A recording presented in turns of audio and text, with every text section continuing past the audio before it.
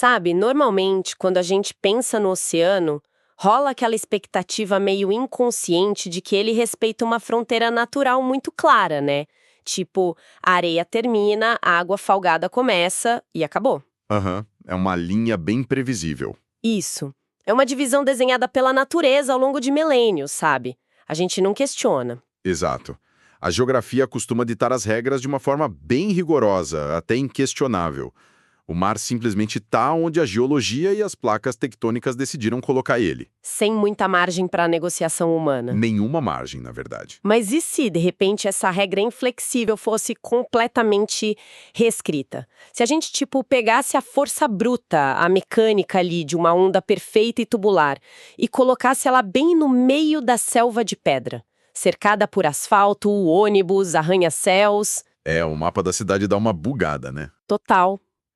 Parece que fica meio confuso, como se a gente estivesse olhando para uma ilusão de ótica. Bom, é a absoluta definição de uma falha na matrix urbana, sabe? As coisas fisicamente não deveriam estar ali, mas de alguma forma espetacular, impulsionada por uma engenharia de ponta, elas estão. E é exatamente sobre essa quebra de paradigma maluca que a gente vai falar hoje. Mas olha, antes de mergulhar de cabeça nessa história, eu queria deixar aqui um agradecimento imenso a quem está acompanhando mais essa nossa investigação de hoje. Com certeza. Muito obrigado pela audiência, pessoal. E é muito bacana compartilhar com quem está ouvindo que essa nossa análise de hoje é uma produção da BDE Comunicação. E o nosso foco central, a verdadeira estrela desse bate-papo, é explorar o tema Uma Nova ZS em São Paulo. Um tema fascinante, aliás. Muito. A nossa missão aqui é desbravar as melhores referências da região de Santo Amaro. A gente está falando de um bairro com raízes históricas super profundas, um comércio hipervivo, sabe? Aham. Daquele tipo de lugar onde as pessoas ainda param na calçada para conversar porque elas conhecem os vizinhos pelo nome. É um perfil urbano muito específico. Santo Amaro carrega essa identidade tradicional e acolhedora, o que, se a gente pensar bem, contrasta de uma maneira quase poética com a grandiosidade tecnológica do que a gente vai discutir. Exatamente. E a nossa base para essa discussão, o material que deu tipo o mapa da mina para a gente entender esse fenômeno, vem da edição bimestral de março da revista BD e sua vitrine regional. Uma edição que, vale dizer, tá impecável. Nossa, sim. A revista toda está repleta de histórias muito relevantes sobre a região, mas tem uma matéria específica que fez a gente parar tudo para analisar. Ela está lá na página 12, com um título que por si só já é um convite. As ondas que chegaram a Santo Amaro, o novo quintal dos campeões do surf. Esse mesmo. Um título que promete e entrega, né? Porque ilustra perfeitamente essa colisão de mundos. Então, certo, vamos desvendar isso. Como é que um bairro tradicional da Zona Sul paulistana, a quilômetros e quilômetros de distância de qualquer oceano, do nada se transforma no epicentro absoluto do surf brasileiro sul-americano? É uma transição em tanto. Porque a ironia geográfica dessa situação é fascinante.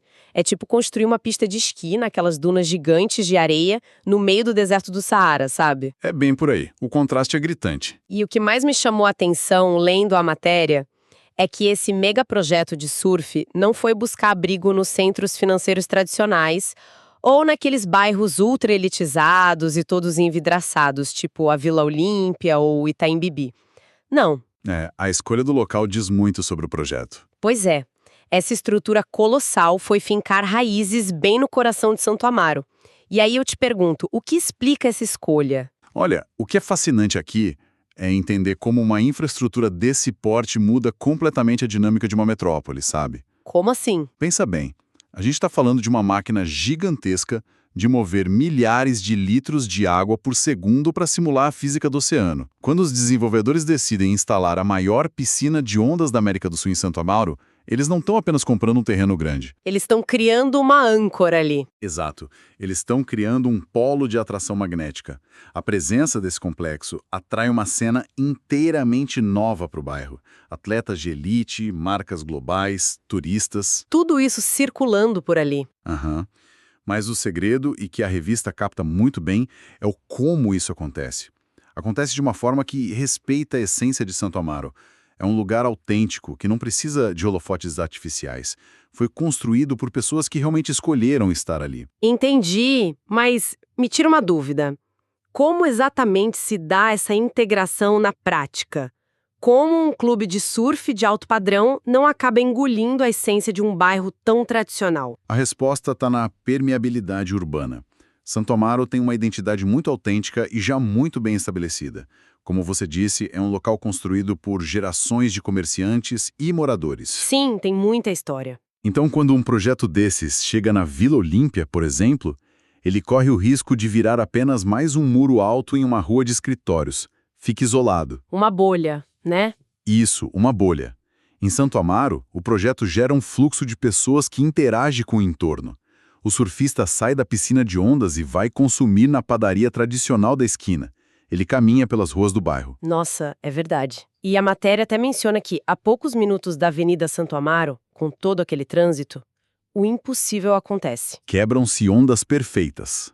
Essa nova cena injeta vitalidade na economia local sem precisar apagar a história do lugar.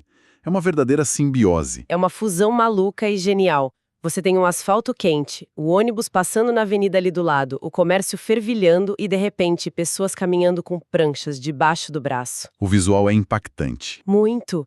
E essa mistura do asfalto com a água não ficou só na teoria da arquitetura urbana, né? Porque a gente viu essa Matrix falhar na prática no último domingo, dia 1º de março. Foi um evento histórico. Demais. Lendo a matéria, a lista de presença desse evento parecia a escalação de uma seleção brasileira dos sonhos do esporte. E sem o menor exagero, tá? O que a Água de Santo Amaro recebeu foi o mais alto escalão do esporte mundial. Estamos falando de nomes de peso absoluto. A geração que basicamente dominou o esporte na última década inteira. A revista lista uma verdadeira constelação. Gabriel Medina, Ítalo Ferreira, Felipe Toledo, João Chianca, os irmãos Samuel e Miguel Pupo, Alejo Muniz, Ian Gouveia. Só peso pesado. Só gigante. Mas aqui é onde a coisa fica realmente interessante.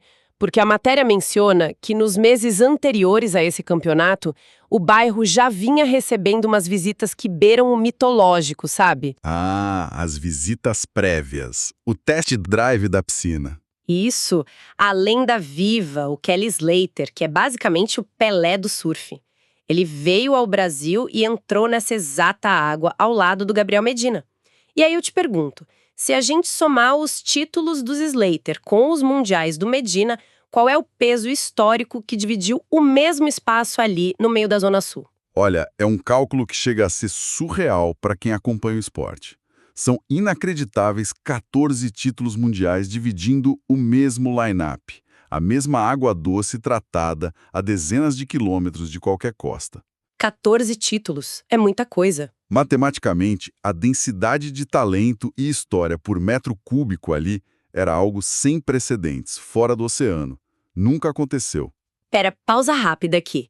Pra quem tá ouvindo a gente, não mora na praia e tá se familiarizando com esse universo agora, o que exatamente é esse tal de line-up? Excelente ponto. Bom, no oceano o line-up é aquela área virtual um pouco além de onde as ondas quebram, sabe? Onde os surfistas ficam sentados nas pranchas, lado a lado, esperando a formação da próxima onda. Tipo a fila de espera do mar. Exatamente isso. É o ponto de encontro, a zona de espera e de leitura do mar. Na piscina o conceito se mantém. É o local onde eles aguardam a máquina disparar a onda perfeita. Então saber que 14 títulos mundiais estavam sentados lado a lado no line-up de Santo Amaro é um testamento do que esse projeto representa. Caramba! E detalhe, não foi só a realeza do surf que desceu para a Zona Sul, não. A matéria destaca a presença de fãs ilustres que orbitam essa cultura, tipo o ator Rodrigo Santoro e o músico L7N. O evento parou São Paulo. De repente, Santo Amaro virou discretamente o metro quadrado mais disputado do país. Mas voltando a focar no campeonato do dia 1º de março, o Medina Surf Fest. O que fez esse evento ser psicologicamente tão diferente de uma etapa do circuito mundial onde esses mesmos caras competem o ano todo? Bom, se conectarmos isso a uma visão mais ampla, a psicologia do esporte de alta performance explica muita coisa. O formato e o espírito desse evento são a chave de tudo. Como assim a chave? É que a gente precisa lembrar que a rotina desses atletas na WSL, que é a Liga Mundial, é baseada em uma pressão esmagadora. É a briga constante por pontos, o medo do corte no meio do ano que pode rebaixar um atleta. Sem contar o fuso horário de viajar o mundo todo. Exato. E a imprevisibilidade do mar, que às vezes simplesmente não manda ondas na sua bateria e você é eliminado. O Medina Surfest removeu absolutamente toda essa carga. Ah, porque não era oficial, né? E isso não valia pontos para o ranking. Foi um evento idealizado pelo Medina, feito por vontade própria, era na sua essência uma celebração entre amigos. Então era uma espécie de pelada de fim de semana, só que disputada por super-heróis do esporte. É uma analogia perfeita. É uma pelada de luxo. E o impacto mental de tirar o peso da obrigação dos ombros de um atleta de elite é muito libertador, sabe? Imagino que eles fiquem até mais criativos. Muito mais. Eles surfam mais soltos, tentam manobras que jamais arriscariam em uma bateria oficial, por medo de cair e perder pontos vitais para o campeonato. A matéria da revista até traz uma fala maravilhosa do Ítalo Ferreira, que encapsula bem isso. O que ele diz? E diz assim: isso só eleva o nosso nível, engrandece o nosso esporte. Cada vez que a gente se reúne, surgem novas ideias, novos projetos. Ou seja, a fundação ali era a comunidade, a troca de energia e não a degola do ranking. Sensacional. Mas olha, mesmo sendo um encontro entre amigos, a gente sabe que colocar o Ítalo, o Medina e o Toledo na mesma água sempre vai virar competição, né? Porque tá no DNA deles, não tem jeito. Ah, sem dúvida. A competitividade está no sangue. E eu achei a dinâmica das regras na água super curiosa. A matéria explica que o formato foi direto ao ponto. Pelo que eu entendi, cada surfista teve direito a surfar exatas 4 ondas durante a final, é isso? Isso mesmo, 4 ondas decisivas. E foi bem dividido. 2 delas eram desenhadas especificamente para manobras aéreas. E as outras 2? Eram para performance de borda e tubos. O formato dividiu a apresentação justamente para testar os atletas em fundamentos completamente diferentes. E aí somava a melhor nota de cada categoria para o placar final. Legal. E confesso aqui que precisei dar uma pesquisada sobre alguns termos técnicos lendo o texto, tá? O aéreo é bem autoexplicativo, é o voo. Mas o que os juízes procuram quando avaliam essa tal de performance de borda? A borda é literalmente a lateral da prancha. Então, quando falamos de surf de borda ou power surf, a gente está falando do surfista usar a força do corpo para cravar a lateral da prancha na parede de água da onda. Entendi. Então é um surf mais de contato. Exato, fazendo curvas fechadas, jogando muita água para cima, gerando velocidade e demonstrando controle absoluto. Requer muita força nas pernas de fluidez, sabe? É o surf mais clássico, em contraste com a acrobacia pura dos aéreos. Entendido. E isso me leva a uma provocação meio filosófica sobre o surf. Sendo bem a advogada do diabo aqui. Será que esse ambiente super controlado de uma piscina de ondas, onde a máquina entrega uma onda matematicamente idêntica à anterior, não tira a alma imprevisível do surf? Aquela coisa da leitura do mar, sabe? Essa é, sem dúvida, a maior discussão filosófica do surf moderno hoje em dia. Ou será que ele faz o oposto e destila o talento puro, já que aquela sorte de pegar a onda boa do dia é eliminada? Exatamente por aí. O que o cenário em Santo Amaro nos mostra é que a piscina não veio para substituir o oceano de forma alguma. Ela oferece um laboratório de altíssimo rendimento. Um laboratório, gostei desse termo. Porque, no oceano, a leitura das correntes e a paciência são vitais. Mas na piscina, o que fica sob os holofotes é a técnica em seu estado mais absoluto e cristalino. Se a onda é perfeita, previsível e igual para todos, o nível de exigência sobre o surfista dispara. Verdade, ele não pode colocar a culpa no mar. De jeito nenhum. Ele tem a obrigação de entregar uma manobra mais inovadora possível. Não tem aquele escudo de dizer, o mar piorou na minha bateria. Se você errar, a culpa é 100% sua, né? Nenhuma desculpa externa é válida. E o formato extrai o ápice absoluto de cada atleta. E os resultados desse festival mostraram exatamente isso. O Ítalo Ferreira, que é campeão olímpico e mundial, entendeu essa exigência perfeitamente. Ele levou o troféu, né? Levou. Ele dominou a sessão com um nível de agressividade que deixou quem estava lá de queixo caído. Ele somou impressionantes 17,33 pontos finais. E ele cravou a manobra chamada Super-Homem, que rendeu a ele uma nota 9. 9 cravado. E para quem só acompanha o surf de 4 em 4 anos nas Olimpíadas, como a gente traduz a física absurda do que os olhos viram ali? Olha, vamos tentar visualizar a mecânica do movimento para a nossa audiência. O Ítalo vem ganhando uma velocidade impressionante na parede da onda. A 1000 por hora. Muito rápido. Aí ele usa a crista, o topo da onda que está quebrando, literalmente como uma rampa de lançamento. O impacto projeta ele muito, mas muito acima da água. Que é a parte do aéreo. Isso. E no ar, lá no ápice desse voo, ele solta a prancha com as duas mãos e estica o corpo inteiro paralelamente à água. Daí o nome, né? A pose do super-homem voando. Exatamente, fica na pose clássica do super-homem. Mas a mágica mesmo acontece na fração de segundo seguinte, porque antes que a gravidade vença e ele caia descontrolado, ele tem que agarrar a prancha no ar. Meu Deus. Ele puxa de volta para baixo dos pés e aterrissa com controle total na base da onda, amortecendo o impacto e continuando a surfar como se nada tivesse acontecido. Nossa, exige uma consciência corporal e um tempo de reação que meio que desafiam a lógica, sabe? Fazer isso no mar do Havaí já é absurdo, fazer isso no meio de um bairro paulistano é surreal. Requer um atletismo brutal. Mas não foi só ele que brilhou, tá?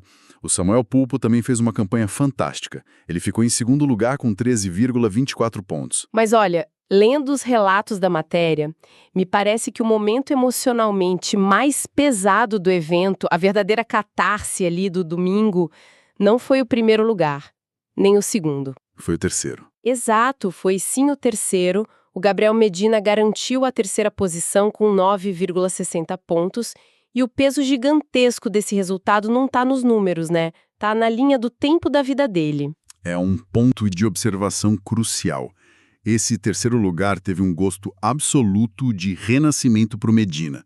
É vital a gente entender o contexto de saúde dele neste exato momento. Ele estava machucado, né? Sim, aquela foi a primeira vez que ele colocou uma lycra de competição após estar totalmente afastado do esporte há mais de um ano. Caramba, mais de um ano. Ele enfrentou uma cirurgia super complexa no ombro, que foi realizada bem na sequência da campanha dele nas Olimpíadas de Paris em 2024. Uma lesão séria o suficiente para obrigar ele a anunciar a desistência de toda a temporada de 2025 da WSL. Imagina a cabeça de um tricampeão mundial, um cara cuja identidade inteira é baseada em ser ultra competitivo e estar no oceano. É muito pesado. E de repente ele é forçado a ficar em terra firme, focado apenas em fisioterapia, vendo o mundo girar sem ele. O desgaste mental de uma recuperação dessas para um atleta que está no auge da carreira costuma ser muito mais doloroso que o físico, sabe? A ansiedade de saber se o corpo vai voltar a responder da mesma forma é imensa. A dúvida se vai conseguir voltar a ser quem era. Exato. E por isso, o retorno dele à água teve um simbolismo tão forte. Ele não voltou em uma bateria tensa lá na Austrália, lutando por pontos desesperados contra rivais. Voltou num ambiente seguro. O retorno dele foi literal e metaforicamente em casa. Foi no Brasil, no bairro de Santo Amaro, surfando ali cercado pelos seus amigos mais próximos. A declaração dele ao final do evento resume bem esse alívio e essa gratidão. O que ele falou? Ele disse assim: "Agradeço muito a galera que aceitou o convite. Primeiro de muitos." Dá pra sentir o peso saindo das costas dele, né? É o esporte servindo ao seu propósito mais puro de conexão humana. Mas, sabe, olhando pra toda essa história, os aéreos insanos, o pódio estelar, o renascimento do Medina, isso tudo ganha uma camada extra muito mais profunda quando a gente volta os olhos pra nossa fonte primária, a revista BDE. Com certeza, a cobertura da revista é um espetáculo à parte. E aí a gente analisa o impacto ao redor, sabe? O que toda essa movimentação de superatletas e infraestrutura de ponta significa no dia a dia para a comunidade de Santo Amaro, para quem nasceu ali e tem o seu negócio naquelas ruas. Olha, isso levanta uma questão importantíssima sobre sociologia urbana e o sentimento de pertencimento. Como assim? Quando a gente observa a forma como a revista BDE, sua vitrine regional, retrata e cobre esse momento, percebemos que o jornalismo ali transcende o esporte. O campeonato é apenas a ponta do iceberg, sabe? A narrativa central é o registro histórico de como a região de Santo Amaro está se consolidando como um polo, um ecossistema pujante de negócios, cultura e inovação. É uma transformação do bairro. Sim, a revista enfatiza repetidamente um conceito vital nas suas páginas. Ela destaca que pertencer faz a diferença. E essa frase carrega muito poder, né? Porque, historicamente, a gente está acostumado a ver o desenvolvimento urbano de uma forma bem predatória.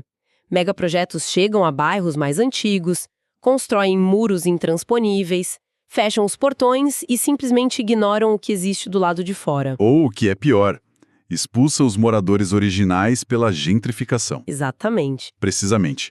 E o fenômeno que a chegada desse complexo de surf de elite lá em Santo Amaro evidencia é que a excelência de padrão global pode e deve operar de forma diferente. O surf em Santo Amaro prova que projetos inovadores e de excelência não precisam estar isolados, não precisam ser ilhas fortificadas. Eles podem se integrar, podem se ancorar no bairro e interagir com ele e com a vida comunitária. Quando um evento atrai atenção nacional para Santo Amaro, o comércio local se beneficia. Novos negócios surgem ali ao redor para atender a essa demanda. E a revista entra onde nessa engrenagem? A revista impressa, com todo o seu alto padrão gráfico e focada no regionalismo, atua como grande espelho e arquivista de tudo isso. Ela documenta o presente e mostra que o potencial de desenvolvimento regional é infinito, desde que feito com inteligência. Nossa, o impacto invisível na autoestima de quem mora ali deve ser gigantesco. Quando a gente pensa nessas iniciativas audaciosas, tipo a loucura fantástica da engenharia de colocar o mar, ondas tubulares no meio de Santo Amaro, ou a criação de uma revista de altíssimo padrão dedicada a valorizar as histórias regionais. É tudo focado em elevar a região. Isso gera um impacto positivo imenso que vai muito além da economia. É a mudança na percepção do valor do próprio CEP.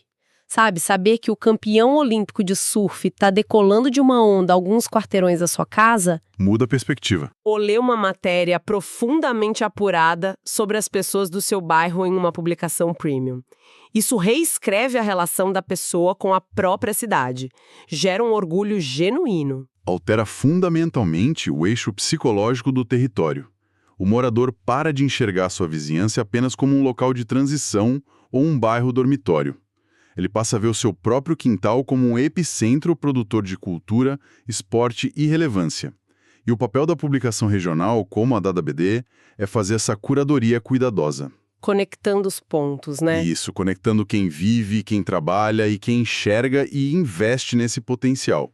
É trazer o rigor e a estética das grandes publicações nacionais para contar as histórias que acontecem na rua de baixo. Então, o que tudo isso significa, afinal? Tiramos a lição de que as fronteiras do que consideramos possível dentro da organização de uma metrópole estão sim sendo desafiadas e redesenhadas. E quem está atento, quem lê, quem consome cultura local está acompanhando essa vanguarda de camarote. Com certeza. É um privilégio testemunhar isso. E caminhando aqui para o encerramento da nossa investigação maravilhosa de hoje, eu quero, junto com você que está aqui comigo, agradecer de coração novamente a cada pessoa que nos emprestou o seu tempo e a sua audiência para viajar com a gente pelas ruas e pelas ondas de Santo Amaro. Faço das suas as minhas palavras. Foi um verdadeiro privilégio dissecar essa história e desdobrar as inúmeras camadas por trás de algo que, num primeiro olhar meio distraído, parecia ser apenas sobre uma competição de surf, mas que, no fundo, nos ensina muito sobre desenvolvimento urbano, resiliência esportiva e a força de uma comunidade super articulada. Com certeza absoluta. E para quem está nos escutando e ficou com aquela vontade irresistível de ver as fotos daquele aéreo do Ítalo, ou de entender mais profundamente como o comércio e o esporte estão transformando a Zona Sul, fica aqui uma recomendação muito sincera e uma instrução clara e convidativa. Fica a dica. Vale muito a pena entrar no site da editora para saber mais e expandir essa conversa. O caminho é bem simples, anota aí, é o www.bdpromo.com.br. Eu vou repetir, tá? Para ficar fácil. www.bdpromo.com.br. Lá é possível explorar não só essa matéria na íntegra, mas conhecer muito mais sobre o trabalho de excelência da agência BDE e o conteúdo dessa nova edição bimestral sensacional da revista BDE, sua vitrine regional. E é super interessante destacar como o acesso à informação lá foi pensado para diferentes perfis de público, sabe? Conta mais pra gente. Quem acessa o portal tem as facilidades de ler as matérias completas diretamente ali na tela do site, ou pode baixar o formato PDF da revista para ler no tablet ou no celular com calma.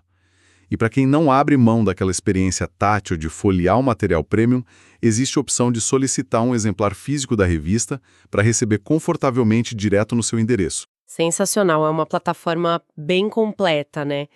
Focada em valorizar a região. Então, pessoal, leiam, informem-se e apoiem, porque, como a própria filosofia da revista aponta, pertencer à sua região realmente faz toda a diferença. É isso aí. E para mantermos a nossa tradição de não terminar o bate-papo sem deixar algo reverberando, deixo aqui uma última reflexão provocativa para a nossa audiência ponderar e levar para o restante da semana. Qual é a reflexão de hoje? Nós discutimos detalhadamente hoje como o Santo Amaro trouxe o impossível, literal e metaforicamente, para o seu quintal. Isso nos faz pensar quais outras transformações impossíveis estão adormecidas nos bairros tradicionais ao nosso redor, apenas esperando o projeto certo para despertar. Nossa, excelente ponto. Porque lá no começo da nossa conversa, a gente falou sobre como a natureza parecia ditar regras inquebráveis, né? Com o oceano tendo seu lugar fixo e a areia servindo como limite final. Pois é, as coisas mudam. Pelo visto, a gente vai precisar pegar uma borracha, apagar esses limites antigos e desenhar um mapa totalmente novo. A Matrix urbana já falhou, as ondas tubulares já estão batendo no concreto e as antigas regras... Bom, elas foram oficialmente reescritas na Zona Sul de São Paulo. Muito obrigada de verdade por dividirem esse tempo com a gente. Continuem curiosos e, acima de tudo, continuem explorando o impossível. Um abraço e até a próxima. Um abraço, pessoal. Até mais.